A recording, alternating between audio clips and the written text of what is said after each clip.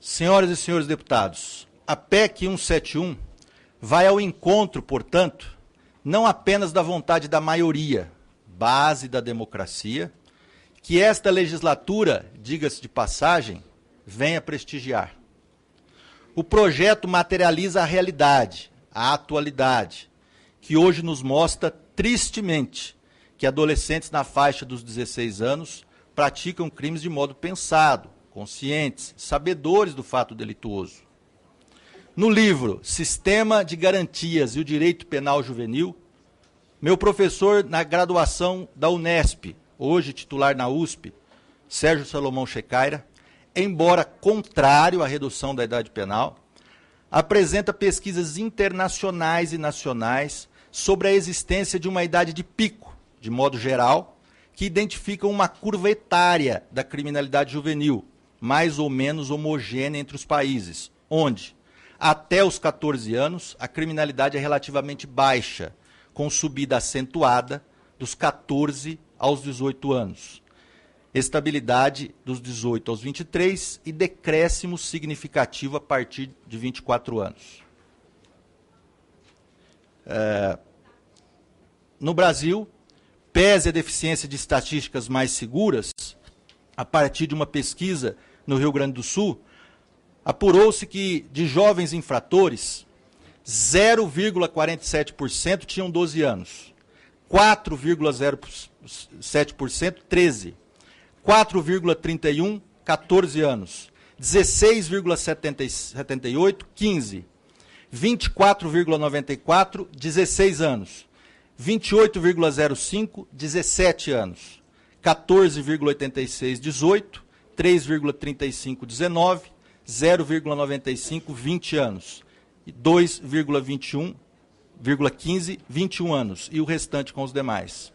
Numa pesquisa com 2.100 jovens da Fundação Casa em São Paulo, constatou-se que 2,2 tinham 12, 4,6 13, 10,4 14, 18,1 15, 28% 16 anos, 33% 17 anos, 2,8 18 ou mais.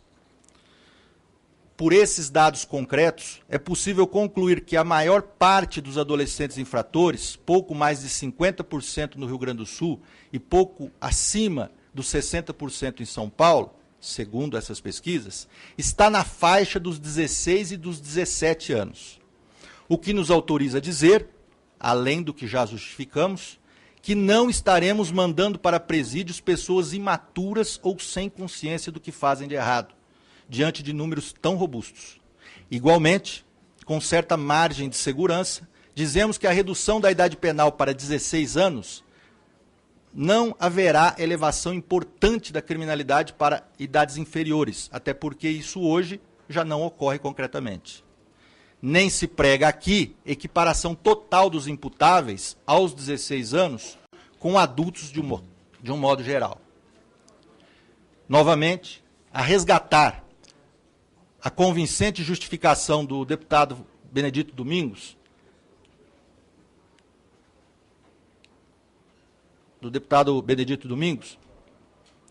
a redução da idade penal aos 16 anos demanda, diz o deputado, um novo sistema que será implementado por lei ordinária, por meio do qual serão regulamentadas as formas de aplicação da sanção mais branda para os menores de 18 anos e maiores de 16 anos, menores de 18 e maiores de 16, diferenciada dos criminosos com maioridade. Exemplificando, teríamos elencadas as atenuantes, a gradação da pena a ser aplicada, que poderia ser de 1/3 as aplicadas aos da maioridade, o estabelecimento penal, onde o menor irá cumpri-la, os efeitos e os objetivos da pena dentro de um programa de reeducação social, intelectual, profissional, etc. A partir dessas linhas mestras, ousamos aqui apresentar uma sugestão que me veio do promotor de justiça que trabalha comigo na Vara da Infância e da Juventude de São José do Rio Preto, Dr. Luiz Donizete Delmáschio. Não tão simples, mas que nos soa adequada e possivelmente não tão dispendiosa ao erário público, para que se crie um regime separado de execução de pena para os infratores nessa idade, que passa pelo fim do regime semiaberto aos adultos, consequentemente, o fim das saidinhas temporárias, que a população com razão tanto critica, utilizando-se os espaços das colônias do semiaberto para os adolescentes que vierem a ser condenados. As melhores experiências que vivenciei e presenciei nessa área se dão por meio de gestões compartilhadas, Estado e alguma entidade, geralmente sem fins lucrativos, aptas ao difícil mistério e sempre o mais improvável dos sentidos da pena, que é a ressocialização. Antes de vir a essa comissão, consultei duas grandes entidades paulistas, especializadas em resgate de jovens dependentes químicos, em cuidado com pessoas combalidas e em profissionalização eficiente no campo, respectivamente, o Lar São Francisco de Assis na Providência de Deus, do Frei Francisco de Jaci,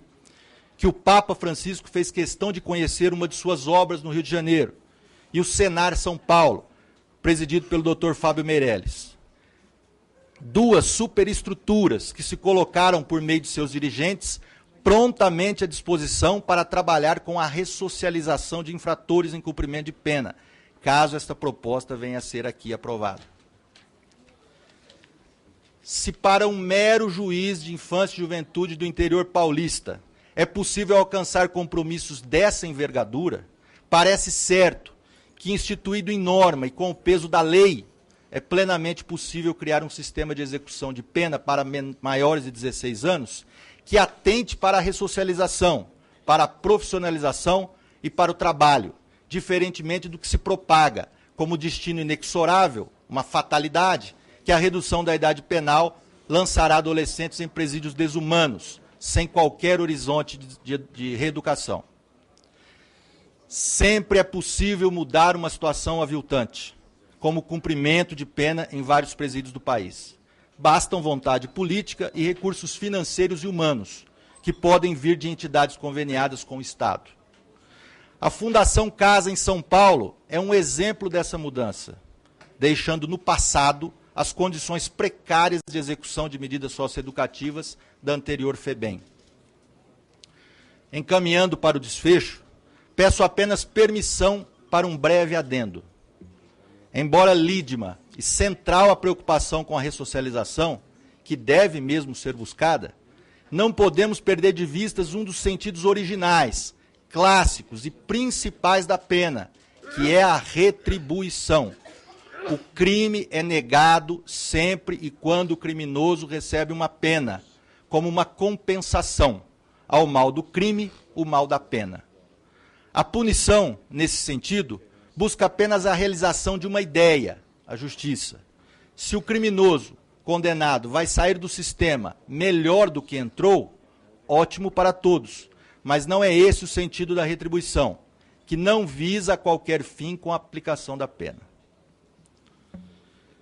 Se com atenção nos direcionarmos ao pensamento comum das pessoas, vamos encontrar esse sentido, a retribuição, como sustentação principal para um direito penal legitimado, alicerçado sobre os interesses da maioria. Aliás, para isso, basta assistir a uma sessão popular do júri,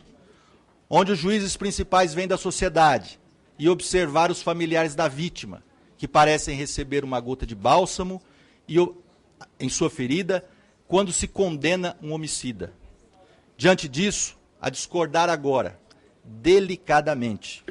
dos que pensam de outro modo, a mim parece, em algumas objeções, viés de fatuidade acadêmica desconsiderar completa e frontalmente a ideia de justiça retributiva do povo, que hoje clama pela redução da idade penal. Mesmo assim,